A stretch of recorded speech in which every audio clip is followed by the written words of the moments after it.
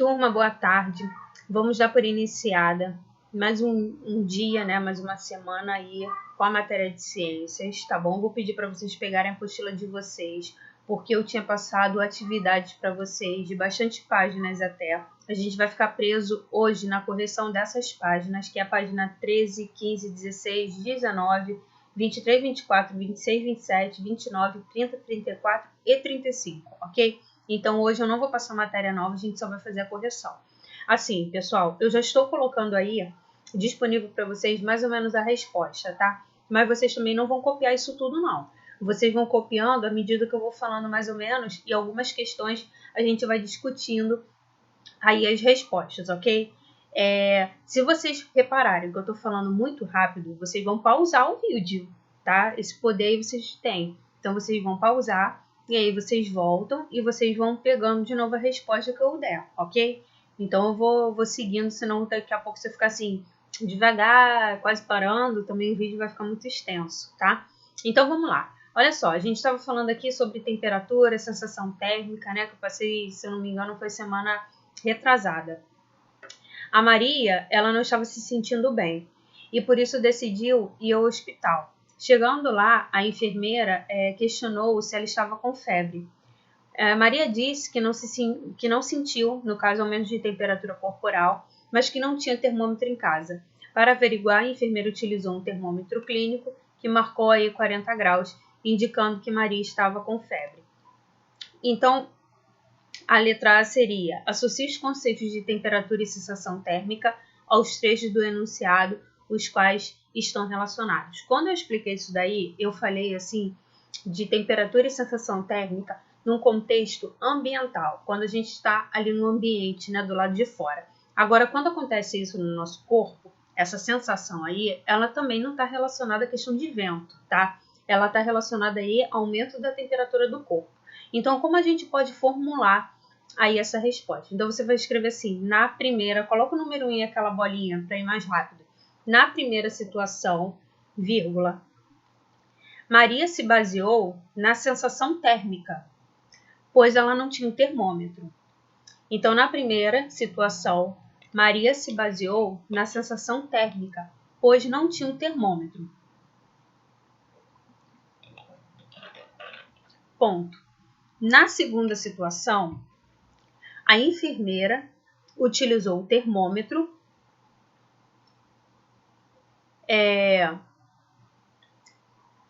para medir o grau de agitação das partículas do corpo de Maria, indicando então o valor da temperatura, ok? Então aí foi isso que eu falei aí. Na segunda situação, a enfermeira utilizou o termômetro,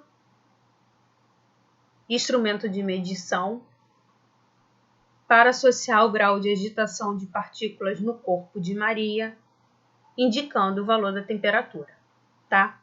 Então, assim, às vezes você encosta e fala, eu acho que eu estou com febre, mas na verdade você está ali com uma sensação térmica um pouco mais quente do que o normal. Você só vai saber mesmo utilizando o instrumento, tá? Então, vou aqui para a letra B. Deixa eu ver se dá para ver, dá. Quais são dos procedimentos descritos no enunciado mais adequado para determinar a condição de Maria? O termômetro, né? Então, vocês podem colocar como resposta o termômetro para ver se Maria está com febre ou não. O termômetro para ver se Maria está com febre ou não. Número 6. Leia o texto a seguir. Os moradores de Iperuma acordaram com menos 23 graus de sensação térmica, que é a forma como sentimos a temperatura do ar.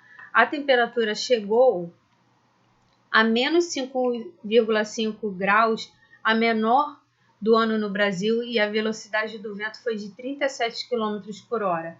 Para completar o cenário de inverno, os campos amanheceram brancos por causa da geada dessa madrugada na serra. Então, na notícia sobre as condições meteorológicas... Peraí, só mexer aqui em mim agora. Então, vamos lá. Nas notícias aí sobre condições meteorológicas, é possível verificar o valor da temperatura e o valor associado à sensação térmica. Olha só, mais uma vez ele repete, tá? O valor da temperatura, ele é mencionado quando eu uso o quê? Quando eu uso o termômetro, que fornece medições de temperatura do ambiente. Então, o valor da temperatura mencionado é usado por meio do termômetro, que fornece medições de temperatura do ambiente. Ponto. Já a sensação térmica é uma estimativa da percepção da temperatura do ambiente como vento e umidade do ar, tá? Já a sensação térmica é uma estimativa da percepção da temperatura ambiente como vento e umidade do ar. Então, isso tudo aí é diferente. A sensação térmica, a gente usa aí o vento, é a umidade, e a temperatura, ela é mais concreta, mais fechada, que seria a utilização do termômetro, ok? Então, aí, número 7.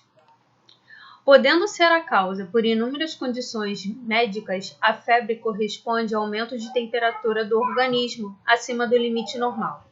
Pessoas em estado febril tendem a sentir frio, pois há um aumento de transpiração acompanhado da evaporação do suor. Essa evaporação do suor, ela vai ocorrer o quê? Quando a febre ela começa o quê? A baixar, tá? Então, relaciona a sensação descrita com a ação dos receptores térmicos. Vamos lá. Vocês podem até pegar essa resposta aí. Os receptores térmicos para o frio atuam em determinadas faixas de temperatura. Os receptores térmicos para o frio atuam em determinadas faixas de temperatura. Ponto. O organismo humano, em estado febril, acaba liberando suor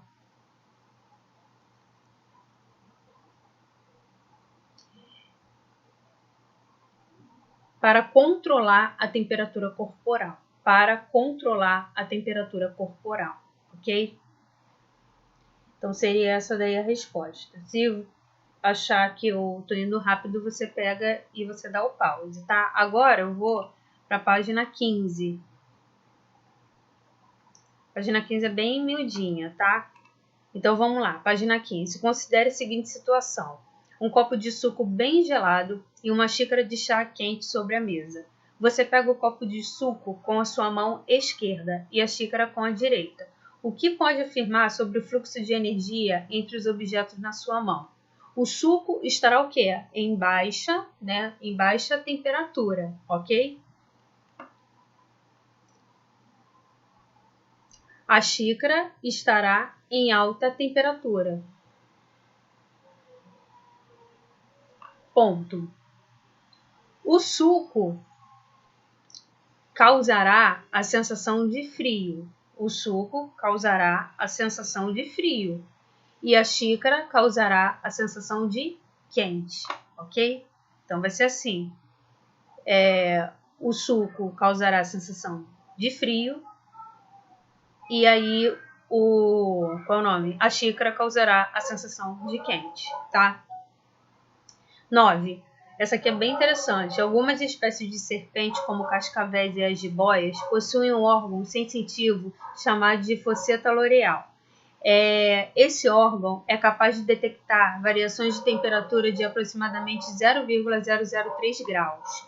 Então, assim, baixa temperatura. Considerando que a serpente se alimentam predominantemente de pequenos animais, aves, ovos e mamíferos, explique como esse órgão pode auxiliar na temperatura da presa. Então, ele é capaz de detectar temperaturas mínimas, tá? Para esse processo de captura. Ele é capaz de detectar sensações ou temperaturas mínimas nesse processo de captura.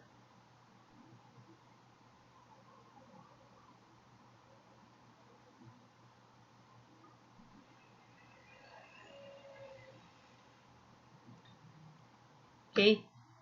Então, vou aqui. 15 já foi, agora a gente vai para a página 16.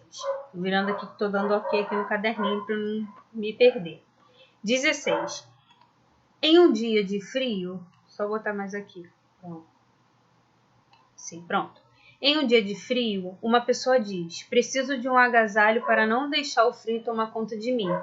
Considerando os seus conhecimentos sobre transferência de calor, indique o erro presente nessa afirmação.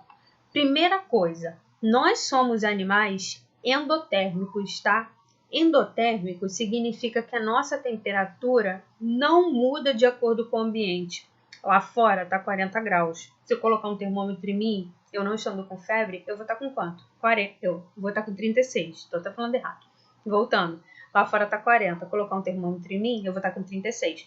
Lá fora pode estar 20 graus, né? Porque o carioca com 20 graus já sente frio e é verdade.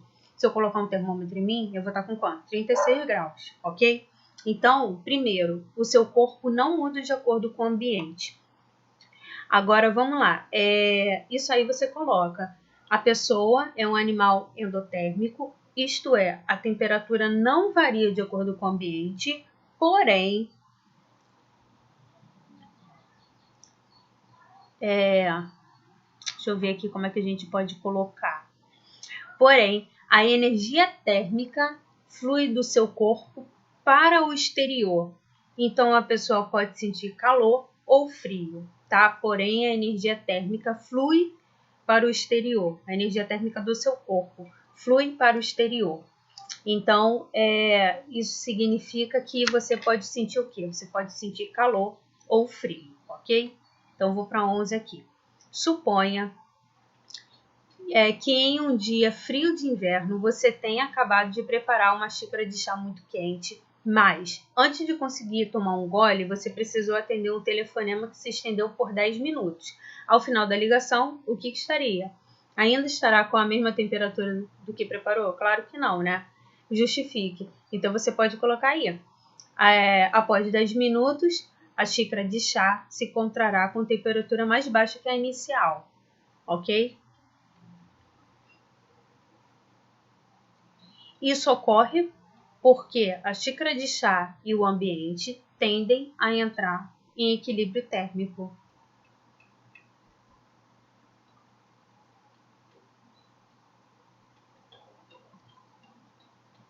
Aí ele também completa aí, portanto, a xícara de chá a uma temperatura mais elevada do que o ambiente tende a ceder o calor para ele, resultando em diminuição de temperatura. Tá? Então, aquele chá ali daqui a pouco, ele não vai estar mais quente, ele vai começar a diminuir, ele pode estar ali. Depois de 10 minutos, provavelmente a gente fala que ele já está em temperatura ambiente, ok? Então, vocês vão colocar isso daí também, tá? Portanto, a xícara de chá, como é quente e a temperatura é mais elevada, ele tende a ceder o calor e aí tem a diminuição dessa temperatura, ok? Então, vai ser a 11 essa daí. Só subir aqui. 12. Ao usar um termômetro para medir, lá vou eu me mexer aqui, para a gente poder enxergar. Estou quase me escondendo aqui na imagem. Daqui a pouco eu me mexo. Ao usar um termômetro para medir a temperatura do nosso corpo, temos de aguardar um tempo antes de verificar o valor do instrumento. Por que essa atitude é necessária? Porque o termômetro precisa entrar em contato com o nosso corpo para atingir o equilíbrio térmico antes de medir a temperatura corporal. Porque o termômetro precisa entrar em contato com o nosso corpo e antes de alcançar o equilíbrio térmico, antes de medir aí a temperatura corporal, tá? Então é por isso que ele demora. Ele vai aqui, ele ainda vai reconhecer, normalmente a gente coloca aqui embaixo da axila, ele vai ainda reconhecer o que está acontecendo e daí ele vai conseguir captar ali a informação do corpo que vai ter o quê? Transferência de calor, tá bom? Provavelmente vai ser um ambiente mais frio, que é o ambiente externo, com a pessoa febril, a pessoa está num ambiente mais quente, tá? Então aquela sensação térmica vai migrar aí. E subir aqui, eu vou subir o 13 aqui.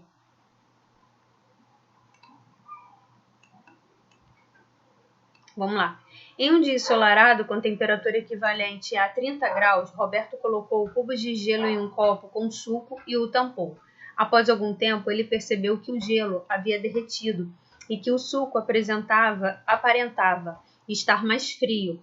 Explica o que aconteceu com base nos seus conhecimentos sobre calor e equilíbrio térmico e desconsidere qualquer interação entre o corpo e o ambiente. Vamos lá. A mistura, então, do suco e do gelo tende a ter o equilíbrio térmico. O suco ele está com temperatura mais elevada, ele levará o calor aí do tubo de gelo, aquela mistura até atingir o equilíbrio térmico, tá? Então aí a temperatura do gelo, no caso, vai estar mais alta e ele vai transferir esse calor para o suco, ok? Até atingir o quê? Um equilíbrio térmico. Mesmo que o gelo derreta, daqui a pouco está naquela temperatura mais ou menos que o gelo forneceu aquela energia ali, tá? Então, com isso, a gente está eliminando agora a página 16, tá ok? Que nós estávamos 16, agora vamos para a página 19. 18, 19. Isso aqui já é um pouquinho mais complexo.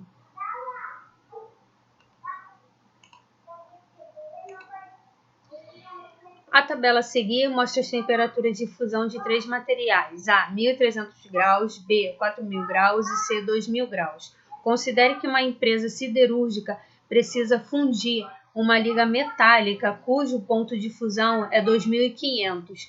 De qual material, A, B ou C, deve ser feito o recipiente de qual ele está fundido? Ó, aqui que acontece? Esse A aqui, ele tá muito baixo, é 2.500, então deveria ser, ó, o C também, ele tá baixo, tá? Para conseguir aí mais ou menos ter o ponto de fusão, seria o B, ok? Então, o mais adequado seria o B, pois ele tem um ponto de fusão mais elevado. Então, vai ser esse daí. Não é tão complexo assim, até é questão mesmo de raciocínio lógico, tá? Seria o B, pois é o único que apresenta a temperatura de fusão mais elevada.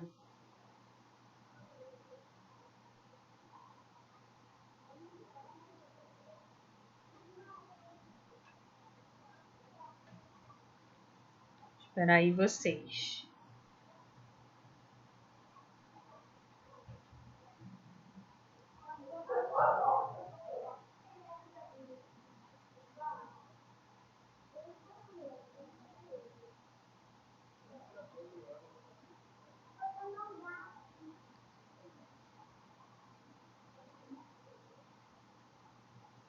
Vamos lá, então. 19, então, já foi. Reparem que os exercícios, eles também, a maioria das questões também não é assim, um bicho de sete papos, né? Um bicho de sete papos. Bicho de sete papos, como fala? Acho que é. Então, ele é bem simples, tá? A gente não fica muito desesperado com a resposta, não, porque praticamente parece que é quase a mesma coisa. Então, olha só, esse aqui já é um pouquinho mais complicado, quase que é um gráfico. 15, então. Não é bicho de sete... É bicho de sete cabeças. Meu Deus, bicho papão. Misturei tudo já, tô louca. É bicho de sete cabeças. Não é nada muito complexo, não, tá? Dá pra gente sobreviver. Olha só, 15. O gráfico a seguir representa o que ocorre durante o resfriamento de água pura, tá? Aqui tá no processo sólido, a mistura de sólido para líquido, a mistura de vapor mais líquido e vapor, tá? E aqui vai ser o aumento da temperatura. Claro, passou de 100 graus, gente, vai entrar no processo de quê? De vaporização, tá ok? 0 grau, esse cubo de gelo vai dar o quê? Vai estar no estado sólido, tá bom? Bem simples isso aí. Então, identifique quais foram e quais temperaturas ocorrem as mudanças do estado representado aí. 100 graus, pode colocar aí condensação, e 0 graus solidificação. 100 graus condensação e 0 graus solidificação.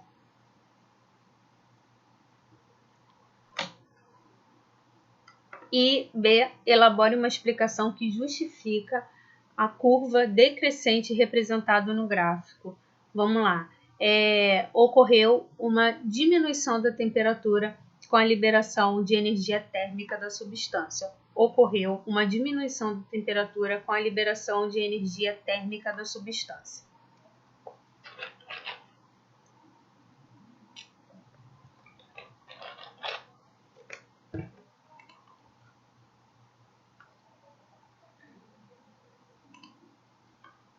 16. Instaladas em regiões que possuem grandes volumes de água e vapor quente, por causa do gelo gerado no interior da Terra, as usinas geotérmicas são importantes geradores de energias em alguns países do mundo. Sabendo que as usinas geotérmicas não liberam gases poluentes e utilizam um sistema de resfriamento do vapor d'água, explique do que é composta a fumaça branca que sai das chaminés. Ela é uma água condensada que estava em estado de vapor. Ela é uma água condensada que estava em estado de vapor. Pois é utilizado um sistema de resfriamento.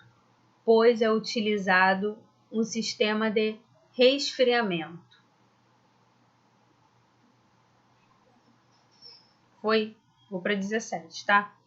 Observe a imagem a seguir de um operário da indústria siderúrgica. Qual a importância da utilização de equipamentos de proteção individual, né? Seria o quê? A função disso daí, porque ele está em altas temperaturas, seria para evitar acidentes como o corpo dele ser queimado, tá bom? Então aí seria o equipamento por causa de altas temperaturas para o corpo dele não ser queimado, ok? Foi 19 e 20, né, no caso, eu não tinha notado. Agora vamos lá para 23.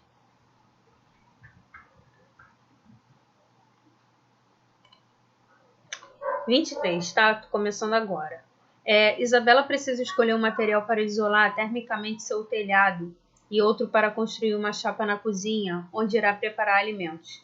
Ela foi a uma loja e o vendedor mostrou uma opção de madeira e outra de metal. Qual é o material mais apropriado para ser usado no telhado e qual deve ser utilizado para fazer a chapa? Então, olha só, para isolamento do telhado, ela deve usar madeira, pois possui menor condutividade térmica, e para construir a chapa é necessário material que conduza bem o calor. Portanto, metal esquenta logo, eu colocando ali a mão na panela também, ele vai o quê? Liberar muito calor, ele vai ter maior condutividade térmica, tá? Então, 19 agora. A sanduicheira de fogão, mostrada na imagem a seguir, foi muito popular antes do surgimento das sanduicheiras elétricas. Quem nunca, né, usou essa daí? E ainda pode ser encontrada em algumas residências. Engraçado, o livro não colocou enunciado, só colocou isso. Seria isso daqui. Explique a escolha dos materiais nesse equipamento. Olha só, a sanduicheira é feita de metal e ele é ótimo condutor térmico. Pode colocar só isso mesmo. A sanduicheira é feito de metal e é ótimo condutor térmico. Agora o cabo tem a madeira aqui servindo como isolante térmico.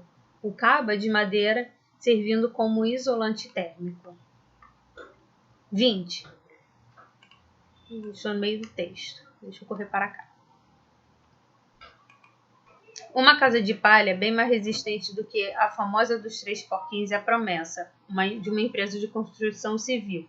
A técnica utiliza painéis de palha compactados em placas de madeira para construir as casas. A novidade mostrou-se bastante resistente à combustão, com ótimo isolamento acústico e térmico.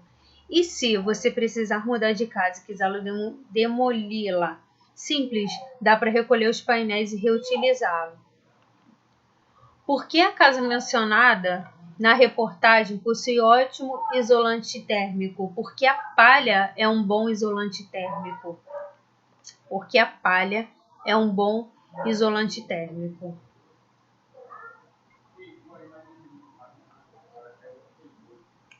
Ok? 21. Joana comprou 2 garrafas de 1 litro, sendo uma de alumínio e outra de vidro. Para tornar a água bem gelada, Joana colocou as 2 garrafas no congelador. Qual dela vai ficar mais gelada rapidamente, gente? A de alumínio, porque é o quê? Um ótimo condutor térmico, tá? A de alumínio, porque é um ótimo condutor térmico, ok? E aí a gente pode até completar, porque a troca de calor mais rápido.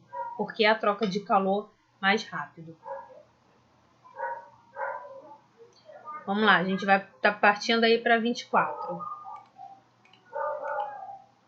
O iglú é uma habitação típica do povo que vive nas regiões árticas do Canadá, do Alasca e da Groenlândia.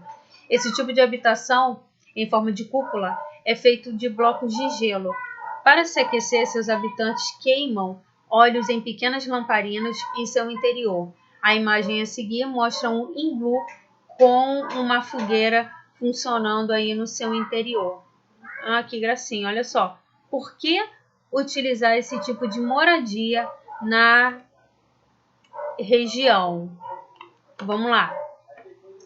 Porque os blocos de gelo são um bom isolante térmico e muito encontrado em regiões antárticas. Porque os blocos de gelo são bons isolantes térmicos e muito encontrados na região antártica, tá? E aí a 23, isso aí a gente já tá fechando a 24, rapidinho. Ok, aqui 24. A raposa do Ártico é um animal que vive em regiões de temperatura muito baixas. Elas possuem camadas adicionais de pelo nas orelhas e no rabo e apresentam uma camada de pelo externa e outra mais interna. Argumente como essa camada de pelo contribui para que a raposa do Ártico consiga sobreviver em regiões muito frias. Gente, o pelo, sendo um mamífero, né, a gente tem pouca camada de pelo no corpo porque a gente tem a roupa. Tá? Se a gente não tivesse roupa, a gente seria totalmente peludo, porque o pelo ele atua como isolante térmico, reduzindo então o que a gente fala da perda de calor, tá ok? Então o pelo ele serve como um ótimo isolante térmico, reduzindo assim a perda de calor, tá? Normalmente ele é dessa cor aqui até pelo hábito de se camuflar, para ele não ser visto por um predador, tá? Deixou na frente, mas aí como eu dei a resposta, vocês vão poder copiar aí da minha resposta. Agora eu vou descendo aqui, a gente vai para a página 26. Ah, essa questão aqui é bem legal, ó. Deixa eu me tirar aqui da frente. Estou andando horrores hoje aqui. Vamos lá. Para tirar objetos como refratários e formas de forno, recomendo-se utilizar luvas de tecido bem grosso, como os da imagem a seguir, que são luvas específicas feitas de silicone. Por que é importante usar essas proteções? Porque ele previne o quê? Queimaduras, tá? Ele previne queimaduras devidas a altas temperaturas, porque ele previne queimaduras devido a altas temperaturas, ok? Descreva a forma de propagação do calor envolvida nesse procedimento. O objeto aqui que sai do forno se encontra a alta temperatura. Ao pegá-lo, vai ter o esquema de quê? De condução de energia, tá? Vai conduzir aquele calor para a mão.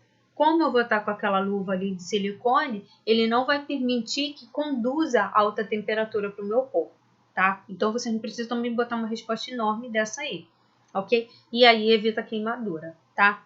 Então, número 5 aí. Alguns aparelhos eletrodomésticos, como o ferro de passar roupa, dependem da condução de calor durante seu funcionamento. Observe a imagem do ferro a seguir e elabore uma hipótese acerca dos materiais utilizados nas diferentes partes do aparelho, considerando que eles são classificados de acordo com a sua condutividade de calor. Primeiro, o objeto é de ferro, então ele consegue alisar bem o tecido por causa do seu calor. E o restante é de plástico, servindo como isolante térmico para a gente não se queimar, tá? Isso aí, como ele é de plástico, ele bloqueia essa condutividade de calor, tá? Então, vocês vão colocar isso daí. Tanto que ele é de plástico para evitar a chamada queimaduras. A imagem a seguir apresenta um pássaro com penas eriçadas. Esse é um mecanismo utilizado por aves para evitar perda de calor no ambiente, pois, ao eriçar as penas, o ar acumula-se aqui dentro. Elabore um texto sobre a relação entre esse processo de propagação de calor. Então, vamos lá. Só subir aqui mais um pouquinho. Ao eriçar as penas, o pássaro acumula o ar dentro dele e reduz um pouco a perda de calor, tá? Para ele não sentir frio, então. porque o pássaro é igual a gente, são endotérmicos, não muda de acordo com o ambiente, mas ele precisa de alguma proteção ali para poder protegê-los. Então a pena está ali para não ter essa perda de calor, seja por frio ou por calor mesmo, ok? Próximo, 26, vamos lá para 27. Quando Tiago morou em uma cidade muito quente, ele instalou seu ar-condicionado próximo ao teto do quarto. Ao mudar-se para uma região fria, ele comprou um aquecedor de ar e instalou próximo ao teto do seu quarto. Tiago acertou na escolha do local de instalação dos dois equipamentos? Coloquem assim, não. Devido à diferença de temperatura.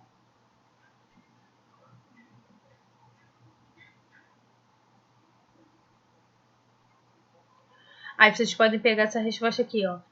Na primeira situação, o ar quente que sobe é resfriado pelo aparelho de ar-condicionado e cria-se uma corrente de convecção que otimiza o uso do aparelho e cria-se uma corrente de convecção que otimiza o uso do aparelho. E na segunda situação, o ar quente do cômodo sobe e tem a temperatura elevada pelo aquecedor.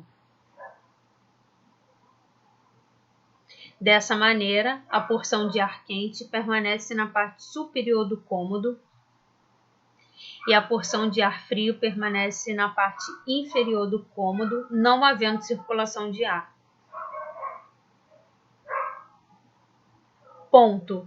O que ele fez de errado? Ele tinha que ter instalado o aquecedor próximo aonde? Ao chão, tá? O ar-condicionado estaria certo. Por isso que todos os ar-condicionados, quando a gente instala na parte de cima. Porque aquele vapor que vem ali do chão vai subir e aí a gente vai conseguir, o ar-condicionado no caso vai conseguir segurar ali aquele calor, né, bloqueando ali. Agora do chão tinha que ficar esse aquecedor aí.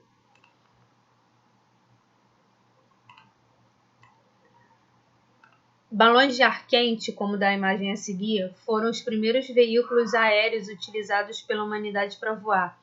Entre os seixos e o envelope do balão, há um aparelho que queima o gás propano, aquecendo o ar dentro do envelope. Como a propagação de calor por convecção contribui para o funcionamento do balão de ar quente? Explique por que o gás aquecido dentro do balão permite que o equipamento levante voo. Vamos lá. Primeiro, o aparelho queima propano e aumenta a temperatura do ar, fazendo com que o gás interior do envelope ajude na subida do balão, tá? O aparelho queima propano e aumenta a temperatura do ar, fazendo com que o gás no interior se aqueça e aumente a temperatura, fazendo com que o balão suba, ok? Então, a gente aqui estamos finalizando a 27, agora a gente vai para 29. Leia o texto a seguir.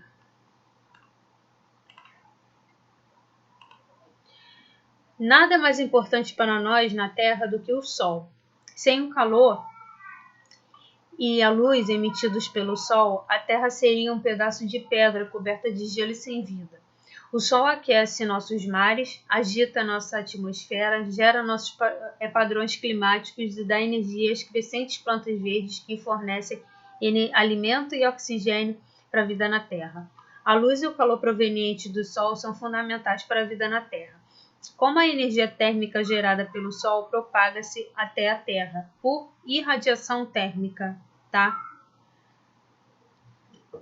Pela irradiação térmica e ocorre essa propagação de calor. Pela irradiação térmica que ocorre essa irradiação de calor. 30. Em um dia ensolarado, com temperatura elevada, Bruna estava sendo vestida com uma roupa toda preta. O seu pai então aconselhou a ela vestir peças de cor brancas e claras. Qual é a relação entre o conselho de pai de Bruna e a propagação de calor por irradiação? Lembra que eu falei? O preto ele faz o quê? Ele absorve o calor. Roupas pretas absorvem o calor, tá? Através da radiação. Isso aí é facinho, né? A gente falou pra caramba. Imagens como a seguinte, chamadas de termogramas, permitem mapear sistemas vivos e não vivos de acordo com a temperatura. A escala do termograma abaixo indica que as temperaturas altas são representadas pelas cores brancas, amarela, laranja e vermelha, e temperaturas baixas são roxo, azul e preta. Então a gente está vendo aí. Considere a escala do termograma o que é possível dizer dos seres vivos que estão representados aqui na imagem, tá? Isso aqui, o lagarto, ele possui... Não bota isso não. Você coloca assim, a mão da pessoa tem temperatura mais alta do que do lagarto. A mão da pessoa tem a temperatura mais alta do que do lagarto, ou, que eu ia falar, o lagarto é mais frio do que a mão da pessoa. O lagarto é mais frio do que a mão da pessoa. As mãos da pessoa transferem calor para o lagarto de que modo? De que modo? Por meio de quê? De condução térmica através do contato. Por meio de condução térmica através do contato, ok? Vamos para 30, faltam mais 2. A garrafa térmica, encontrada na maioria das residências brasileiras, foi desenvolvida pelo cientista escocês James Dare, com o intuito de manter as suas amostras no laboratório a baixas temperaturas. Para isso, ele construiu um dispositivo com parede dupla de vidro e a região entre paredes fora preenchida com um vácuo parcial. A imagem a seguir mostra um dos protótipos desenvolvidos por James, tá? Como esse protótipo atua quando há propagação de calor? O vidro é um bom isolante térmico e as paredes do meio apresentam um vácuo, ajudando na condução de calor.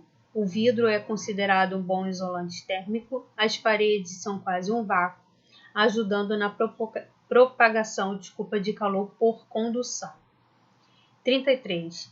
Leandro, ele trabalha em um prédio revestido por vidro transparente. O sol incide em seu escritório pela manhã e durante esse período ele sente grande desconforto térmico.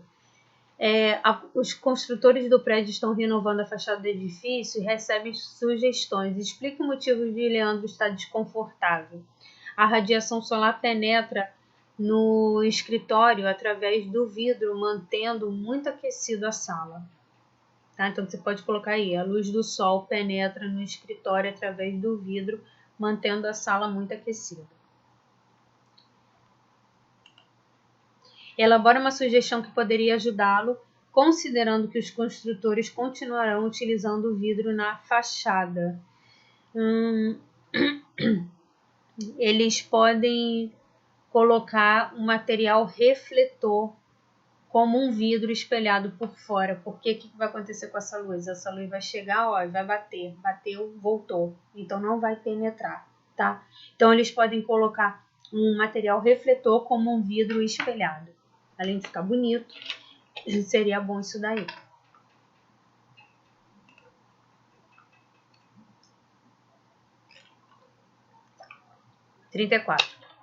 O chuveiro elétrico, ele é um dos equipamentos que mais impactam a conta de luz na residência brasileira. Uma das alternativas para o aquecimento da água é a utilização de coletores solares, como mostrados a seguir.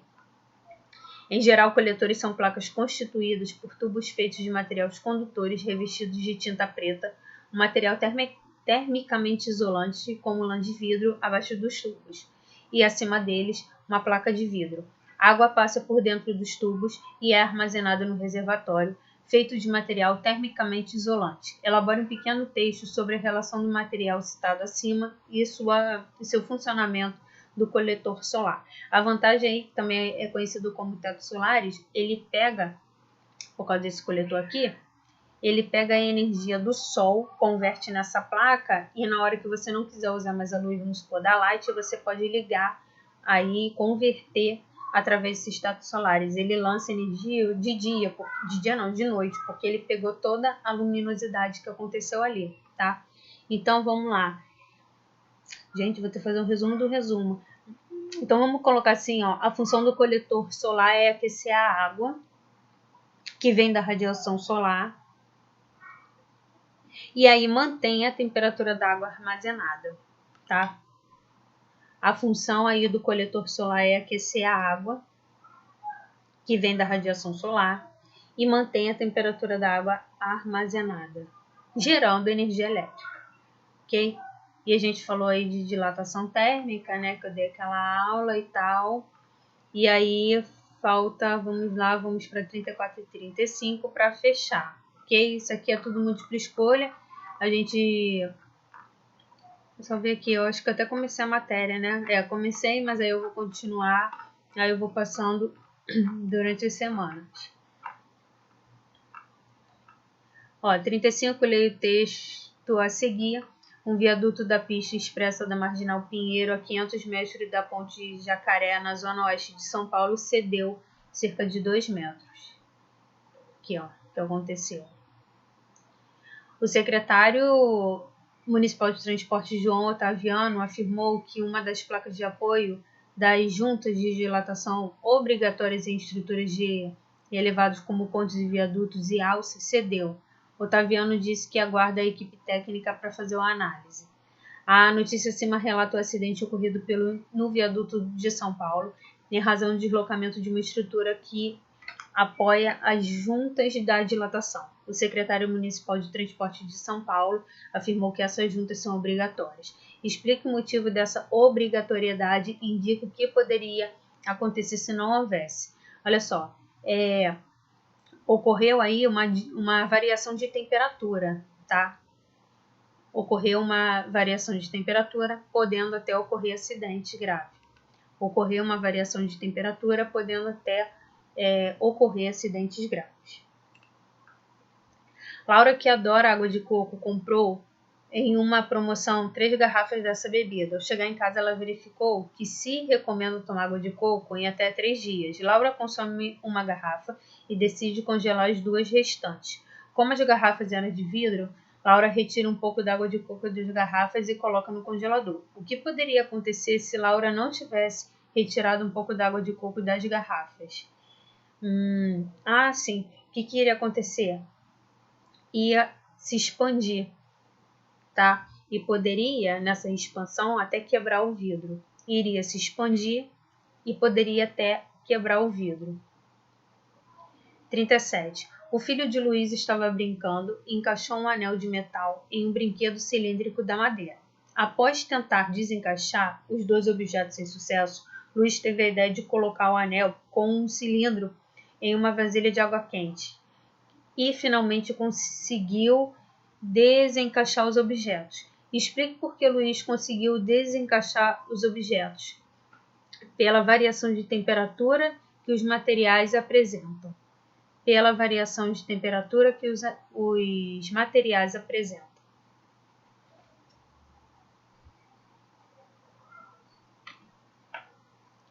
38. Lourenço suspeita que a sua filha esteja febril, entretanto pega um termômetro clínico e coloca a parte como ponta metálica debaixo da axila dela. Depois de alguns segundos, ele pede para tirar o termômetro, ao que Lourenço responde que ela precisa ficar mais tempo com o termômetro encostado na sua pele.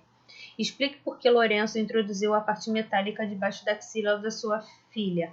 Por quê? Porque, termicamente falando, o metal ele seria um ótimo condutor térmico, tá? Termicamente falando, o metal ele é um ótimo condutor térmico.